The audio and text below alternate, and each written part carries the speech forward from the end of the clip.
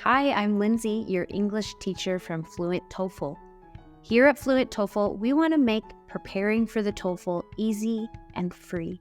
This is a full writing course to prepare you for both essays of the TOEFL writing. Please follow along in the study guide pinned in the comments below. In this course, you're going to learn how to take notes for the integrated essay. I will give you an integrated essay template, and I will give you the transcript for the lecture of the integrated task that we work on. And of course, you're going to practice writing the integrated essay and the writing for an academic discussion essay. There are two essays in the TOEFL writing section, the integrated writing and then writing for an academic discussion. It seems like the integrated writing is the most challenging for students, so we're going to start with that one. Do you remember what integrated means? It means mixed. The integrated writing is called integrated because you're mixing your skills. You're not just writing, you're also reading and then listening to a lecture on the same topic and summarizing the lecture's points in your essay. Here's how to take notes for the integrated writing. While you're reading and while you're listening, you need to take notes. You should draw a line down the middle of your paper. You can have reading on the left and lecture on the right. Your notes for the reading should mirror your notes for the lecture. For example, if the reading's first point mentions something about clothing, then the lecture will probably also mention something about clothing as its first point. They normally go in order like this, mirroring each other. You always need to capture the main idea. About 90% of the time, the reading and the lecture present contradictory information. The lecture disagrees with the reading. And that fact can help you prepare for the lecture. For example, if the reading says that sea otters are dying because of pollution, not because of predators, then you can assume that the lecture will argue that the sea otters are dying because of predators, not because of pollution. The reading will typically have 3 reasons, and the lecture will also have 3 reasons. Today, we're going to practice how to quickly synthesize and understand the main idea, and how to synthesize and understand those 3 supporting reasons. Here's a picture of notes before and after. Try to write as much as possible in your notes for the lecture. You can use direct quotes and phrases from the lecture. You don't want to do that for the reading, and that makes sense, right? It's too easy to take from the reading. There's no challenge in that. But it is a challenge to take direct quotes from the lecture. So if you can capture some quotes in your notes from the lecture, that is a good thing. You will see the reading while you type your integrated essay. Taking notes on the reading, the purpose of that is more to prepare you for the lecture. You will see the reading while you're typing your essay, but you will not hear the lecture again. Here's a template for the integrated writing essay. You need to be careful with using templates. The TOEFL will know if you've simply memorized a template and are always using it. So I strongly recommend that you use this as a basic guide, just to understand the structure. The basic structure includes an introductory paragraph with 3 body paragraphs, and no conclusion is necessary. But even that structure is flexible. Some of the examples we're going to look at today from ETS do not follow this 3 body paragraph structure. The important thing, no matter what template you're using, or if you're not using a template at all, is to always focus more on the lecture than the reading. That's what the question is about. It's about understanding the lecture. You want to demonstrate in your essay how the lecture responded or disagreed with the reading. You can see that in this template, there's a lot more space for you to write about the lecture as opposed to writing about the points from the reading. Okay, we're going to practice identifying the main idea. We're going to read just the first paragraph of this reading passage of this article on Rembrandt. I want you to identify the main idea as quickly as you can. What do you think the argument of this article is?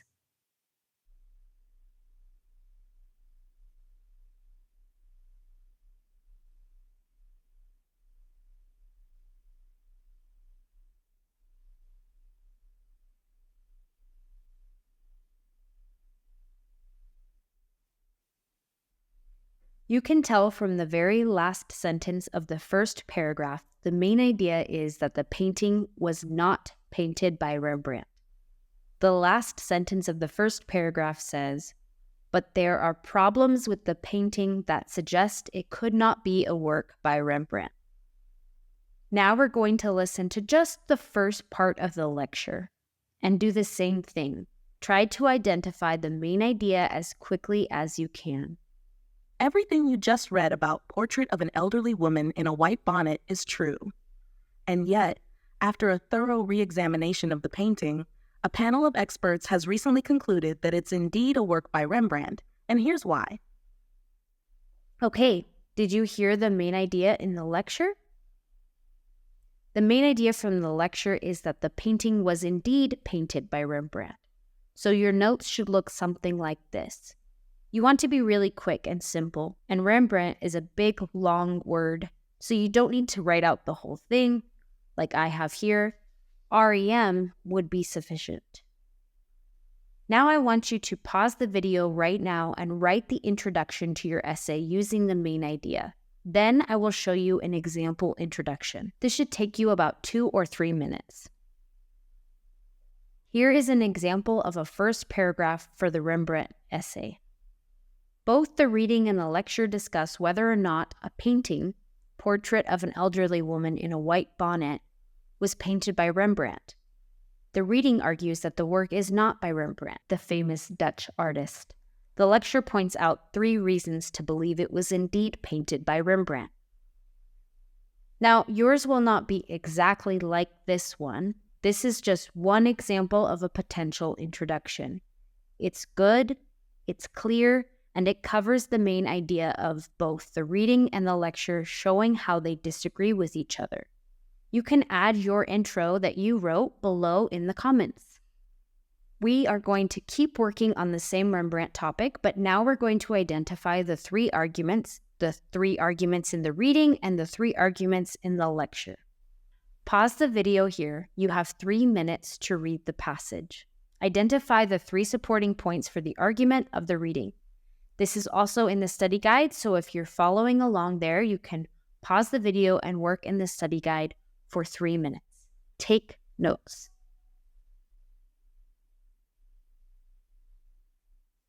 Okay, how did you do? The first point from the reading is that the clothing is inconsistent. She is wearing a white linen cap that only servants would wear, but she's also wearing a fur collar that looks luxurious and expensive. The servant's cap and the luxurious fur collar, it doesn't make sense that she would be wearing both. Rembrandt is known for his attention to details, and he would not normally make a mistake like this. The second point is that Rembrandt was a master of light and shadow, but this painting's light and shadow have flaws. The face is illuminated by light reflected from below, but below the face is the dark fur collar, which would absorb light rather than reflect it. That is a mistake, and again, Rembrandt wouldn't make a mistake like that. So the author of this article believes that this means Rembrandt did not paint this painting. The last piece of evidence from the reading that Rembrandt did not paint this painting is that the painting was done on a panel made of several pieces of wood glued together, and Rembrandt did not normally paint on panels glued together in this way. Okay, we're going to move on to the lecture. You're going to listen to the full lecture, and you need to take notes. After the lecture, you're going to pause this video and write your essay in 20 minutes.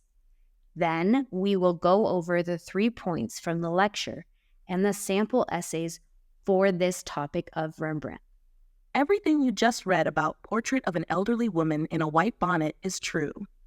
And yet, after a thorough re-examination of the painting, a panel of experts has recently concluded that it's indeed a work by Rembrandt, and here's why. First, the fur collar, x-rays, and analysis of the pigments in the paint have shown that the fur collar wasn't part of the original painting. The fur collar was painted over the top of the original painting about 100 years after the painting was made. Why? Someone probably wanted to increase the value of the painting by making it look like a formal portrait of an aristocratic lady. Second, the supposed error with light and shadow. Once the paint of the added fur collar was removed, the original painting could be seen. In the original painting, the woman is wearing a simple color of light-colored cloth. The light-colored cloth of this color reflects light that illuminates part of the woman's face. That's why the face is not in partial shadow. So in the original painting, light and shadow are very realistic and just what we would expect from Rembrandt. Finally, the wood panel. It turns out that when the fur collar was added, the wood panel was also enlarged with extra wood pieces glued to the sides and the top to make the painting more grand and more valuable. So the original painting is actually painted on a single piece of wood, as would be expected from a Rembrandt painting. In fact, researchers have found that the A piece of wood in the original form of Portrait of an Elderly Woman in a White Bonnet is from the very same tree as the wood panel used for another painting by Rembrandt, his self-portrait with a hat. Before we look at the two sample answers, the two sample essays, we are going to look at the notes. Of course, these are subjective. There are so many different things that you could write, so many different phrases. What I want you to see here is the structure of the notes. You have the main idea from the reading. The painting is not by Rembrandt. And on the right, from the lecture, the main idea is that the painting is by Rembrandt. The first point from the reading says, inconsistent clothing. There's an inconsistency with the clothing. The first point from the lecture talks about the clothing. She says that X-rays showed a fur collar was added 100 years later to increase the value of the painting. And that explains the inconsistency. This explains why the woman in the portrait is wearing a servant's hat or cap, but also a luxurious fur collar. Point number 2 from the reading, there were problems with light and shadow. The lecture says that this is a supposed error. When they added the fur collar, it created this problem. And in the original, without the fur collar, the light and shadow are very realistic. The last point from the reading was about the several panels of wood that the painting is on. The lecture says that the wood was enlarged to make it more valuable. The original wood was from the same tree as another of Rembrandt's paintings, which gives evidence that the painting is indeed by Rembrandt. We are going to look at 2 sample essays in response to this integrated topic of Rembrandt. Here's the first half of the first sample. The introduction is very clear and covers the main idea of the lecture and how it disagrees with the reading. The first point is about the luxurious coat and fur collar, where the lecturer states that the fur collar was added to the painting by another artist at a later date. Let's talk about the template that's being used here and the tenses. Notice that it says, the reading states, and the reading and the lecture discuss. So when you're referring to the action of the reading and the lecture, you should use the present simple. States, state, discuss, discusses, claim, claims. But when you're talking about the content of the lecture or the reading, it will depend on what you're writing about. For example, in the sample, the woman's fur collar was added. The past is used because that was an action that happened in the past. Here is the second half of the first sample. Again, you're using the present simple when you say, the reading states, and the reading puts forth, and the lecture disagrees. That's all present simple. But for some of the actions regarding the painting, you're going to use the past, such as Rembrandt was a master of light and shadow. We're going to look at another sample just to show you the variety and structure, how they're different and what they have in common. This is in your study guide, so pause the video and take a second to read both samples and compare them. These essays, sample 1 and sample 2, are pretty similar. They cover a lot of details in just 20 minutes of writing. This second one has multiple paragraphs. It does have a conclusion, although conclusions are not necessary. It does have a clear, concise conclusion. This one also has some grammatical mistakes. And this sample is from a textbook. The purpose of a textbook showing you a score 5 essay with mistakes is to demonstrate that you can make mistakes and still get a high score. You do not have to be perfect and flawless in your writing to get a high score. This is one of my favorite mistakes from a textbook. Contradictionally is not really a word. They mean contradictorily, which is also not a common word. The more natural, common way to write this would just be with the word yet. Rembrandt was known as a master of painting light and shadow, yet the elements in the work don't fit together. Before we move on to writing for an academic discussion, the second essay of the TOEFL writing, I want you to subscribe and comment on this video with writing feedback. I will be selecting commenters from this video every week to win free edits from me on both TOEFL essays. Just comment and you will enter the raffle for that. We are moving on to the second essay, which is the writing for an academic discussion essay. This one is pretty quick, 10 minutes, so we're going to be quick about it. I'll give you some general tips and guidelines, and then we will do a little practice at the end. Let's look at the writing for an academic discussion. The teacher poses a question, and you are to answer that question while interacting with your classmates. So this is what it looks like. This is a screenshot from ETS. The instructions are there at the top left, and the professor's question is near the bottom left. You don't need to read those instructions every single time. Maybe you just want to see what class this is taking place in. This one is taking place in a sociology class. And then you want to go straight to the question. The professor's question is, what do you think is the most significant effect that watching television has on people? Why do you think television has this effect? Then you can look at the two students' opinions. You do want to mention at least one of the other students in your response. You can agree with them, disagree with them, or expand on their answer.